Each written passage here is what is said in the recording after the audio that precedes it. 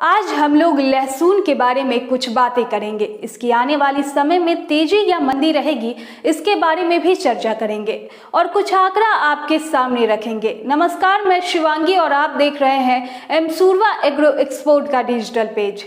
अगर आप लहसुन की खेती या व्यापार बहुत समय से करते आए हैं तो आपने अक्सर देखा होगा कि लहसुन में हर 2-3 सालों के बाद काफी मंदी का दौर आता है और फिर उसके अगले साल ही तेजी का माहौल बनने लगता है। मंदी भी आती है तो बेतहाशा मंदी, जिसमें बहुत नुकसान सहना पड़ता है, और तेजी भी आती है, इसमें तो बेतहाशा तेजी आती है और ये चक्र काफी समय से चलता आ रहा है। लेकिन इसका फायदा बहुत ही कम लोग उठा पाते हैं। जिनको इस चीज का अनुभव है वो तो हर बार अच्छा मुनाफा कमा लेते हैं, पर जिनको ये नहीं पता वो सब बस तेजी मंदी का खेल देखते रह जाते हैं।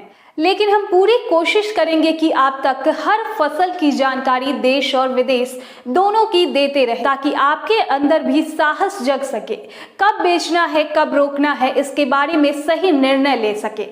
आपके सामने कुछ आंकड़े रखना चाहते हैं। साल 2015 और 2016 में लहसुन के भाव में काफी तेजी थी। खुदरा बाजार में इसकी कीमत 200 रुपए प्रति किलो तक बिक रही थी, पर अगले साल ही 2017 में भाव गिरने लगा और 2018 आते आते भाव इतिहास के सबसे निचले स्तर पर आ गई थी।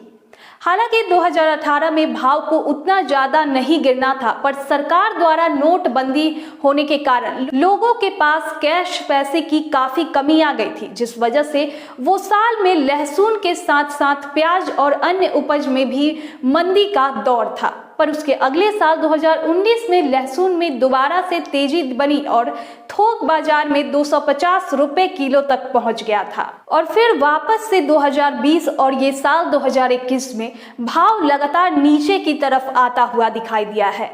लहसुन और प्याज ऐसी उपज है जिसमें कभी भी काफी तेजी और मंदी बाजार में देखने को मिलता रहता है, और अगर इस चीज को हम लोग समझ गए तो मुनाफा भी काफी तीव्र गति से होगा। ये साल लहसुन में मंदी ही देखी जा रही है। थोड़ी बहुत उम्मीद थी कि दिवाली के आसपास हल्की सी तेजी दिखेगी, क्योंकि दिवाली के समय पर साउथ के राज्यों से अच्छी मांग निकल कर आती है। कारण है वहां पे दिवाली में लहसुन का प्रयोग ज्यादा से ज्यादा करना, पर बाजार नरम ही रहा।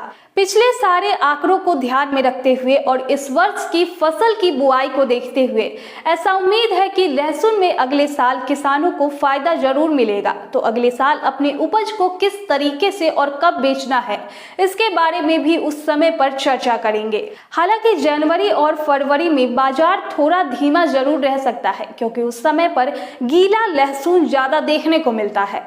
और कौन कौन से उपज है जिसके बारे में आप हमसे कुछ जानकारी लेना चाहते हैं, जरूर बताएं।